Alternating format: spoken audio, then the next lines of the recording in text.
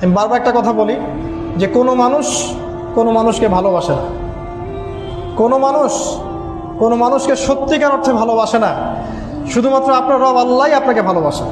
আপনি আজ হোক আর কাল হোক এটা বুঝতে পারবেন। আপনার গার্লফ্রেন্ড আপনাকে ভালোবাসে না, আপনার স্বার্থকে ভালোবাসে, আপনার অবস্থানকে ভালোবাসে, আপনার পরিবারের লোকজন আপনার অবস্থানকে ভালোবাসে। আপনি আজকে বড় একটা চাকরি পান, আপনার স্ট্যাটাস বেড়ে যাক, তারা আপনাকে তোলা তোলা করে বড় করবে।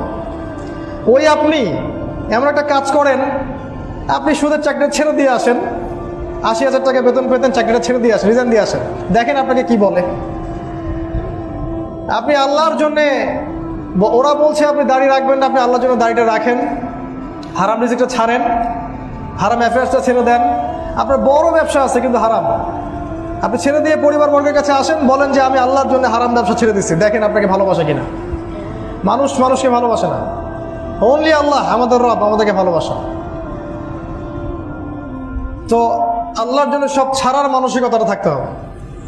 আল্লাহই আমার সব, আল্লাহই আমার রব, আল্লাহর জন্যই আমার জীবন, আল্লাহর জন্যই আমার মৃত্যু। কেউ আমার সাথে নাই, কেউ আমার সাথে যাবেও না। তাই দুনিয়ার এই সংক্ষিপ্ত সময়টা এই মানুষগুলোকে খুশি করার জন্য ব্যয় করবেন না।